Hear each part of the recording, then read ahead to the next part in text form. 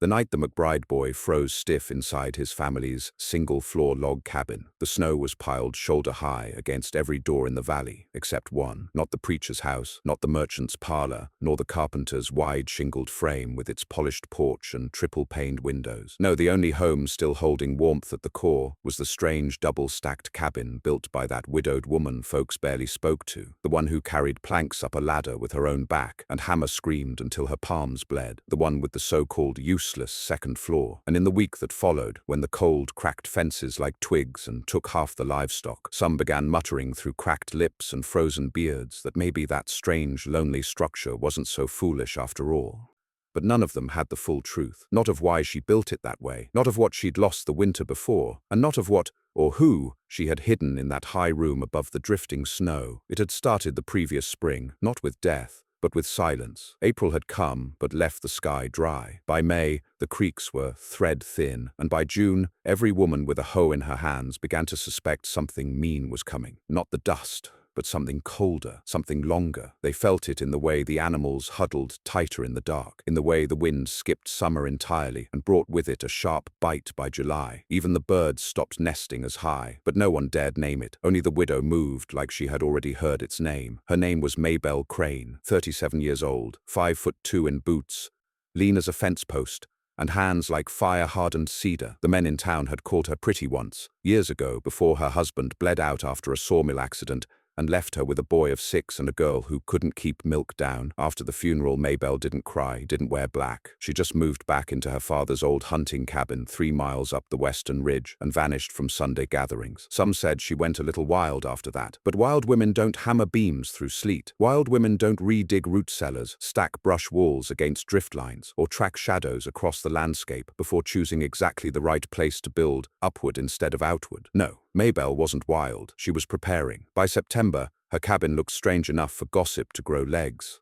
"She thinks she's in some kind of fort," one man chuckled at the general store, chewing tobacco while his wife picked through barley sacks. "Heard she's got a whole second floor up there, not a loft, a whole damn floor," muttered another, peeking through the fogged glass window, as if Maybelle might come down, just to prove it. A young wife named Clara whispered, "She must be grieving still, bless her. Nobody builds a house that tall, unless they're afraid of something." But Maybelle didn't speak to any of them. She didn't show her face in town for over a month, not until the day she rode in with her children, Annie and Ben, to trade eggs for nails and a 2-handled saw. The children looked pale, tired, but not starved, and Maybelle, though her coat was patched and her boots worn flat, had a look in her eye like someone who knew something none of them did. "Ain't much use building high," the clerk told her that day, trying to make conversation as he counted out her change. "Heat rises, they say, so does foolishness." She just nodded. "That's the idea." The first snow came before Halloween. By mid-November, the road into town had become a wind tunnel, and by the first week of December, a single night was enough to split wood piles like dried corn stalks. Firewood was the new gold. Root vegetables disappeared, and by the time Christmas rolled around, 3 cabins had already collapsed from roof snow. But Maybelle's stood tall. Neighbors watched it like hawks now. Each time they passed along the ridge, they counted the smoke. Always steady, always dark and strong, not faint like theirs. Some swore they saw a glow behind the high windows, even in blizzards. "She's burning green wood," one neighbor insisted, "or something worse." But then came the week the creek froze solid for the first time in 30 years. The McBrides, poor as mules, proud as kings, didn't ask for help when their fire went out. They just kept their mouths shut and wrapped their children in flour sacks. The youngest boy, Caleb, tried to warm himself by sleeping between 2 of his brothers. In the morning, one of them didn't wake up, and that's when the knocking started. Maybelle had never expected them to come. The town had always kept its distance, polite, pitiful, sometimes cruel. They let her live in their world, but never truly with them. Yet that first night, after the child's death, 3 families braved the ice wind to climb her ridge.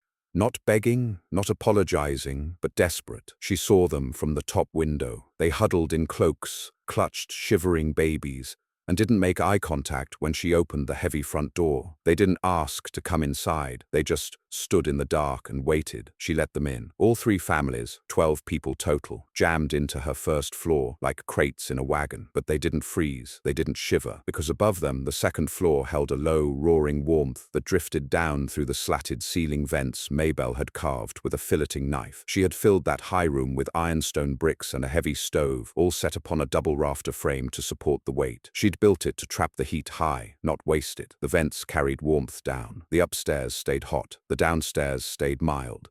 And when the fires outside went cold, her cabin stood like a lighthouse. That night, when the townfolk sat shoulder to shoulder inside her odd-shaped home, they saw the children come down the steep ladder from the second floor, rosy-cheeked, barefoot, not even bundled, and stare at the crowd like strangers. That was when they understood, not just that she had built a home better than theirs, but that she had built it knowing, expecting they would need it, that she had planned for them, even when they had mocked her. The storm wasn't over, worse was coming, and the question on every shivering lip was the same. How had Maybelle known? What had she seen, or lived through, or survived the winter before that made her build what no one else dared?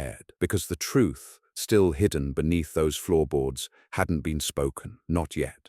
Not even to her children, but it would be soon, because some warmth burns deeper than fire, and some rooms are built not for living, but for remembering the dead. For 3 nights, the borrowed families curled up in every corner of the first floor, boots dripped dry by the stone hearth. The breath that once fogged their air with frost now melted into soft warmth. Children slept without shaking, and for the first time in weeks, no one wept in the dark. But by dawn of the 4th day, the relief had begun to fray. They were guests, but not welcome ones. Maybelle didn't say it. She barely spoke at all, but it showed in her gait, the way she turned her back when she poured hot water, the way her eyes never lingered on a single face. She moved around them like they were furniture that hadn't been there yesterday. Like she already missed the silence they'd broken. They whispered about her when she stepped outside. "She ain't right in the head," muttered Bert Laramie, clutching his toddler daughter under a threadbare quilt. "Built a damn tower just to sit alone in it all winter." "She's smart, Bert," hissed his wife. "We're alive because of her. Don't forget that. But pride don't rot easy." The men grew uncomfortable, sleeping under another woman's roof, especially one whose calloused hands worked faster than theirs, especially one who'd thought ahead when they hadn't. They watched her with a mix of suspicion and guilt always needs somewhere to go. So they started watching the upstairs too. Maybelle kept the second floor shut, not locked, just shut, sealed by the sound of heavy sliding wood and the absence of invitation. Even her own children didn't sleep up there anymore. At night, Annie and Ben curled beside her by the main hearth. The ladder stood in the corner, unguarded but untouched. Still, the heat came, always. It poured down in soft, invisible waves through the small, slatted vents, 4 of them, cut low and clean through the thick flooring. You could stand right beneath one and feel it brush your hair, dry your clothes, even warm your boots if you hung them on nails nearby. It was no accident. It was no trick of physics or air. It was intentional, and that made it feel strange. Strange because no woman alone builds something so efficient. No woman hauls stone up a ladder. No woman spends 4 months sealing crevices with ash paste and straw bundles and finely braided horsehair rope to prevent draft leaks. Unless she's trying to keep something in or keep something out, and that's what the neighbors started to say. It began with questions. Why does she never let the kids go up? What's she hiding in there? She's always up at night. You hear her footsteps above us, pacing back and forth like a jailer. She never talks about her husband or that baby she lost. Maybe she didn't lose it. That one silenced the others, because no one ever spoke aloud of the winter before, not after what happened. The first time anyone asked Maybelle directly was Clara Laramie. She didn't mean to. It came out soft by the stove, as they folded burlap sacks into bedding for the children. "Is it true you had another?" she asked, not looking up. Maybelle's hands stopped. She didn't turn. She didn't flinch, but the silence behind her grew cold. "Yes," she said finally. "And no." Clara waited, not sure which word to press. "I birthed one more," Maybelle whispered, as if to the window instead of the woman beside her. "Born too soon. Born in a storm." He cried once, then stopped. Clara's throat caught. I'm sorry, I didn't mean—" "He didn't die right away." Clara blinked. "What?" Maybelle looked at her then, sharp and calm. Her eyes held something still, like water just before it freezes. "We kept him warm, or tried to, wrapped him in fur, held him between us. The stove went cold, firewood gone. He stopped breathing around the 3rd day." Clara wanted to say something, anything, but no words would come. "That's why I built the 2nd floor, Maybelle finished, so the warmth couldn't leave. So next time," she didn't finish the sentence. She didn't need to. Clara told no one. But rumors don't need truth. They need only friction. And the cabin was full of it. The men began rising early. They paced, whispered, watched the ceiling when the soft footfalls resumed above. Once, Bert Laramie crept halfway up the ladder, his shadow cast tall against the pine rafters as he craned toward the 2nd floor door. He didn't knock. He didn't call, but Maybelle heard. She stepped out from the rear hallway with her hatchet in hand, not raised, not pointed, just visible. "You sick?" she asked coldly. Bert froze. "No." "Then go back to bed." He did, but he told the others the next day. "She's got something up there. I swear it. She ain't right. That hole upstairs smells like burnt oil and something." "Sweet," others agreed. The scent was faint but odd, like dried flowers soaked in wood smoke. Annie once told another child that the upstairs hummed when it got quiet. Ben said the walls sweated, even in frost. Still, Maybelle said nothing, until the preacher came. Pastor Julian Connolly arrived on foot through the snowstorm, a scarf across his mouth, eyes raw with windburn. He didn't knock, he didn't shout, he just stood in the snow and waited. Maybelle opened the door. He stepped inside, shedding frost like a ghost. "Miss Crane," he nodded. She didn't respond. "I've heard talk," he said gently. She crossed her arms. "Unkind talk," he added. "But when a whole town speaks in whispers, sometimes a louder voice is needed." "Speak then," she said. He smiled sadly. "Let me see the upstairs." "No." "Then let me pray in it." "No." He paused. "Then may I ask why you've made your warmth unreachable?" "It reaches you, only in part," Maybelle's voice lowered. "That's all most people deserve." The preacher stayed the night, but not by her invitation. He settled near the hearth and offered blessings over sleeping children. He pressed a palm to the floorboards and claimed to feel a presence of something buried. She ignored him, but later, when he tried to light a taper near the vent, the flame vanished. "Cold suction," he said aloud, though his hands trembled. "Or something else." He left the next morning without another word, and within 2 days, half the guests decided to leave. "We'd rather risk the cold than stay in a cursed house," Bert said. Maybelle didn't stop them. She watched as they packed threadbare sacks and blankets, trudging back toward town with children clinging like vines. Only Clara remained. Clara, her sickly son, Peter, and the old woman, Mrs. Gaines, whose hearing had left her, but whose stare never did. They stayed, huddled by the hearth, and in the nights that followed, the wind returned fierce and mean. But even Clara could tell something had changed upstairs. The warmth pulsed now, not constant, not even. It came in waves, rising strong, then dipping, strong, then soft, like breathing, or like someone pacing again. The truth broke one night after midnight, when little Annie woke screaming from a dream and bolted straight for the ladder. Maybelle caught her halfway up, yanked her back down, with a strength that startled Clara. "She's not there!" Annie screamed. "Mama, she's not in her bed!" "Who's not?" Maybelle demanded. "My baby sister." Clara's breath caught. Maybelle froze. Then slowly, carefully, she knelt to eye level with her daughter. "You don't have a baby sister," she said. Annie blinked. "But you had a brother once, but he's gone. I saw her, Mama, in the window." She waved at me. Her hands were cold. Maybelle's face went pale. She turned to the ladder, looked up, and said nothing. Not that night, not the next. But by week's end, the truth would rise with the warmth. And what she'd buried and rebuilt in that useless second floor would no longer stay sealed, because some rooms, no matter how warm, cannot trap the past. The wind changed that night, not just in strength, but in sound. A deep groan rattled through the pines. It wasn't the usual howl of cold across the valley. It had a hollowness to it, like air being pulled inward, sucked toward something. The same kind of sound that makes old miners swear the mountain's breathing. That same sound made Clara Laramie sit bolt upright in her bedroll and clutch her boy Peter to her chest. She wasn't the only one who heard it. Maybelle Crane stood already at the small kitchen window, sleeves rolled, boots on, staring out into the dark. Her face was tense, watchful, listening. "They'll come," she muttered. Clara stood beside her. "Who?" Maybelle didn't answer, but Clara had a feeling she wasn't talking about people. By morning, everything had changed. Snow no longer fell soft. It dropped in hard pellets, like gravel, and the air felt thin, brittle, almost wrong. When Clara stepped outside to relieve herself behind the smokehouse, she saw her breath move sideways. Not up, not out, sideways, drawn toward the ridge.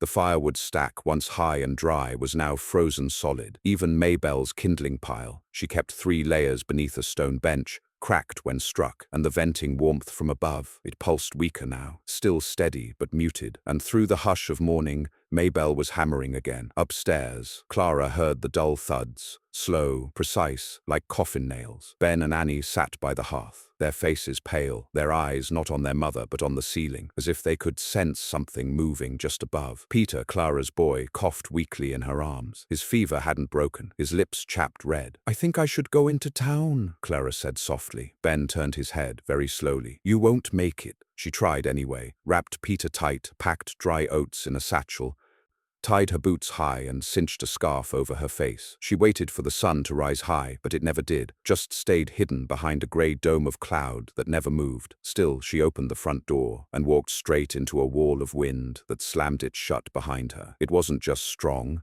It was low, like it crawled, clung to the ground. Clara pushed through snow up to her knees. The trees moaned. She slipped twice, but she pressed on. 10 minutes later, she collapsed beside a fallen pine and tried to breathe. Nothing. The air was dry. Every inhale burned, and her ears rang. She wasn't alone. Not quite. Clara turned. Something moved in the tree line. Not a man, not an animal, just a shape, black against grey, and gone the moment she saw it. Peter stirred in her arms, then began to cry. His tears froze instantly. And Clara knew. She had to turn back. Maybelle opened the door without a word, helped her in, laid Peter beside the hearth, and covered him in stones wrapped in wool, warm stones from the second floor. Clara sobbed, shaking. "There's something out there." Maybelle nodded. Clara grabbed her arm. "What is it?" But Maybelle only glanced at the ladder and said, "It followed the cold." That night, the pacing resumed, not light like before, heavy. Ben and Annie didn't speak. They sat rigid by the fire. Mrs. Gaines, long deaf, began humming an old lullaby under her breath. Clara curled around Peter, who now burned with heat and shivered uncontrollably. Outside, the wind howled higher, no longer directionless, but spiraling as though it circled the cabin. And upstairs, the vents stopped breathing. Clara looked up, then looked at Maybelle. "Is it dead?" she asked. "No," Maybelle said. "It's waiting." They came the next day, not the wind, the neighbors. Half the town, or what was left of it, trudged up the ridge, hollow-eyed, frostbitten, pulling sleds behind them loaded with children and bundles of salted meat. Some limped, some barely walked. The preacher was among them, and Bert Laramie, and a girl named Sadie, whose teeth had all gone black from cold. They came not to visit, not to thank. They came because every other roof had failed, and Maybelle's still stood. They packed into the first floor like cattle, 23 souls, not including the original 5. Children sobbed. A woman fainted. One man vomited from hunger and then tried to drink melted snow from his boots. Still, Maybelle said nothing. She just lit the stove again, but it was weaker.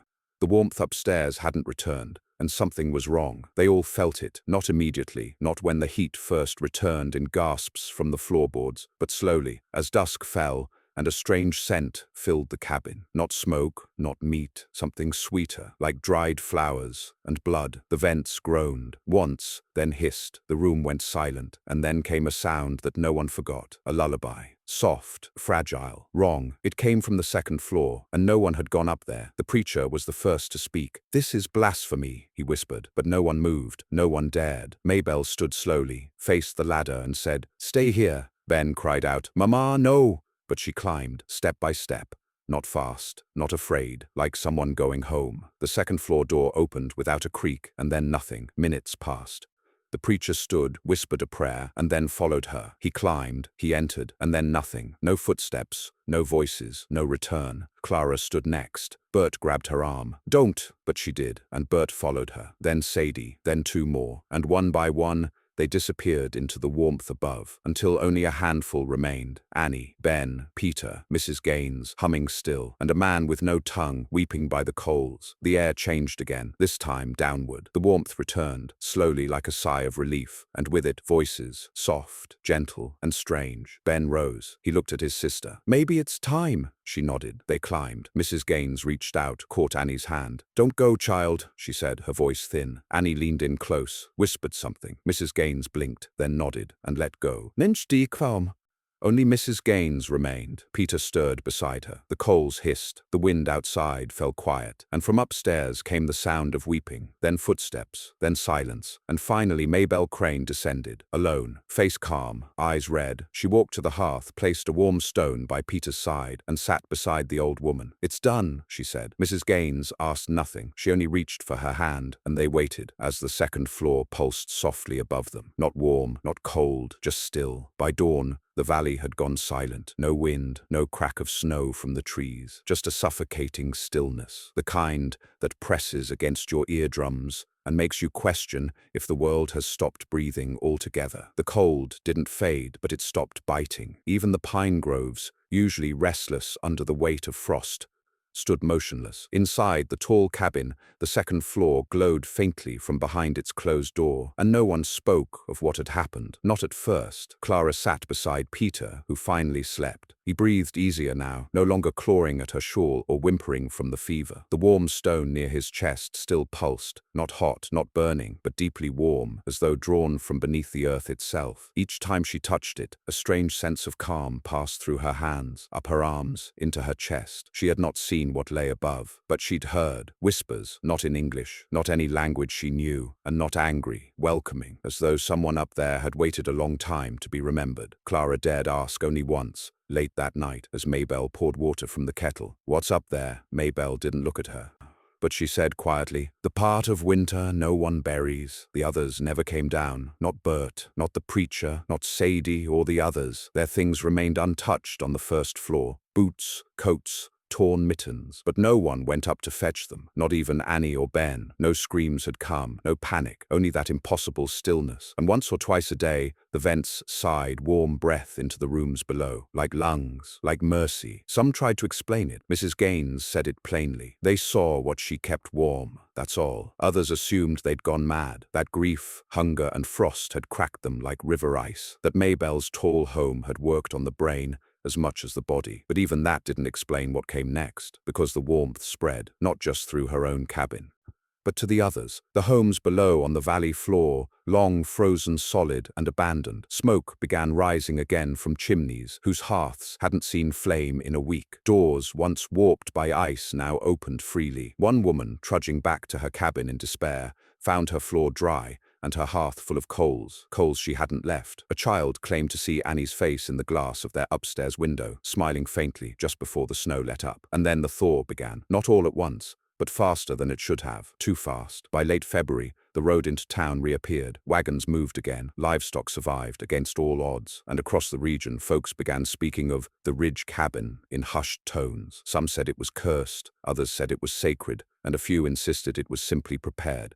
But no one mocked it anymore. Clara stayed until the snows turned to slush and her son could stand again. She didn't speak much to Maybelle in those final days. There was little to say, but she watched her. Watched the way she spoke to no one when she climbed the ladder. Watched how long she lingered behind that door. Watched how, afterward, she'd come down slower than before, as if every visit cost her more. "Do they speak to you?" Clara asked once. Maybelle nodded. "Not in words. What do they want?" Maybelle thought for a long moment, then said, "To be remembered, to be warm, same as anyone." The townsfolk didn't return for their missing. They didn't speak of the ones who vanished. Those names became folded into silence, like linen packed in a drawer no one opened. Instead, they turned their eyes toward rebuilding. And now, everywhere you looked, new cabins stood, taller than before, stacked with second floors. Some claimed it was for firewood storage, others for better views or drying space. But everyone knew the truth. They were copying her, trying to understand, trying to touch that warmth, without ever admitting they once laughed at the idea of building up. And none of their second floors ever breathed like hers. In late March, just before the last frost, Clara and Peter prepared to leave. Their wagon, pulled by two half-starved mules,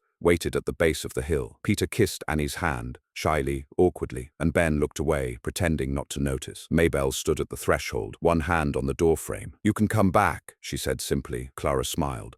"I know." She looked toward the second-floor window, the one barely visible through the pines. "I don't want to," she added. Maybelle didn't answer, just nodded and stepped back inside. Years passed. Children grew. Some left, some stayed, but that cabin remained, tall, quiet, breathing, and every winter, without fail, someone new would knock on that door. A drifter, a lost mother, a father with too many mouths to feed. And Maybelle, older now, with silver streaks in her braid, would open it just wide enough to say, "Leave your boots, keep your voice low, and don't ask to go upstairs." And they'd listen, because by then, everyone knew the warmth on the first floor came from more than fire. It came from memory, from love, from something built not with lumber, but with grief carried upward, then made into shelter. In spring, long after Maybelle's children had grown and gone, a carpenter came up the ridge to ask about her blueprints. He was from the next county over, said he'd heard tale of her design, her vented warmth method, and wanted to see it for himself. "Just curiosity," he said. "Folks say it saved a dozen families in the blizzard of '71. Maybelle nodded slowly. 18.